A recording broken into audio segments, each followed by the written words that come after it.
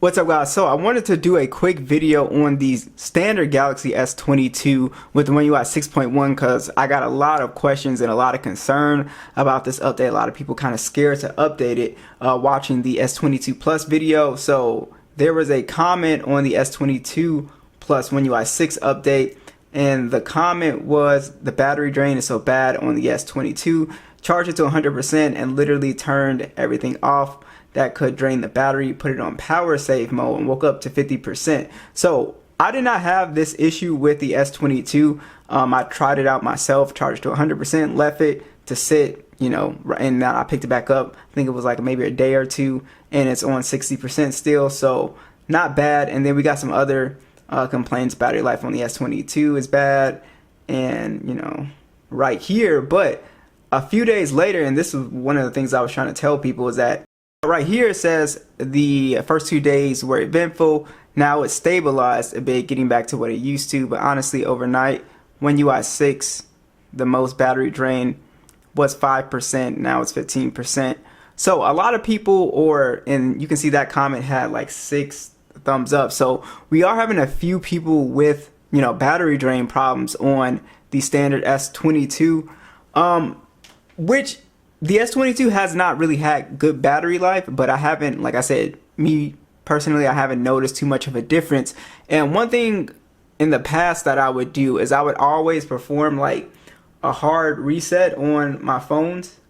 So if I felt like I was getting like bad battery life, then I would you would power down. And this is for anything, like if you have like a screen problem where the screen freezes up and stuff like that, you can try a hard reset. So what you would do is press the power button in the volume up button,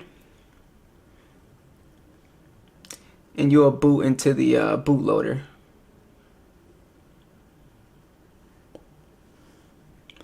Alright, so you can see we're in the bootloader, and then from here you don't have to use the screen. You could use the buttons here, and then you can apply updates. You can completely wipe the phone back to factory settings. You can wipe the partition on here as well too, which definitely helps with performance. I've done that, and it's helped a lot with like phones that were kind of like a little glitchy and stuff like that.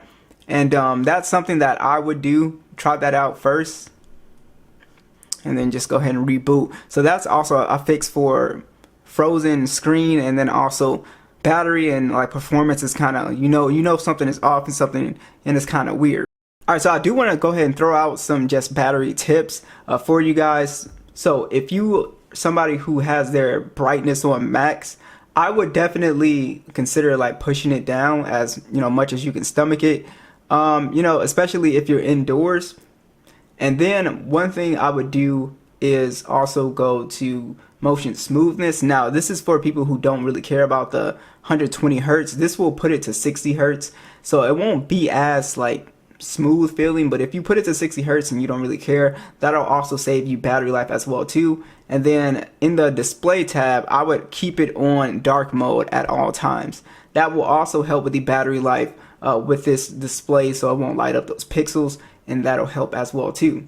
The next thing that we can do is just simply go to power saving. So that is going to be in your battery right here. You go to power saving, and I would just turn this on as well, and that'll save you a good amount of battery life. It'll turn off always on display, limit the CPU to 70%, decrease brightness by 10%, and then also you can do the limit apps and home screen. You can toggle that on too, and that will help a lot with other little background activities and stuff like that. So you can turn that on, and that will help with the battery life.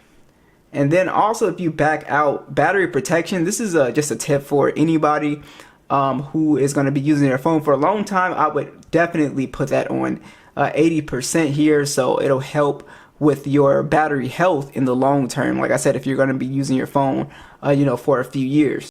Alright guys, another tip you can do is go to connections and then click on your Wi-Fi, click those 3 dots, click intelligent Wi-Fi, and then you're going to turn Wi-Fi power saving mode on. So what this does is it just reduces the battery usage by analyzing Wi-Fi traffic patterns on here. So that will help with the Wi-Fi or with the battery life as well too. And there's also another thing that you can do here. So if we go to battery and then we go to background usage limits, you can put apps into deep sleep. So these are applications that you don't use, so it won't really update them or give you notifications for them. It won't allow them to run in the background pretty much. So like, just say like this T-Mobile stuff, we don't really want that running in the background, so we just put that into the deep sleeping applications. You can see deep sleeping apps will never run in the background and may not receive updates or notifications. That only work when you open them. So you can do that. Those tips alone should help a little bit with the battery life problems. And if you don't have battery life problems, it'll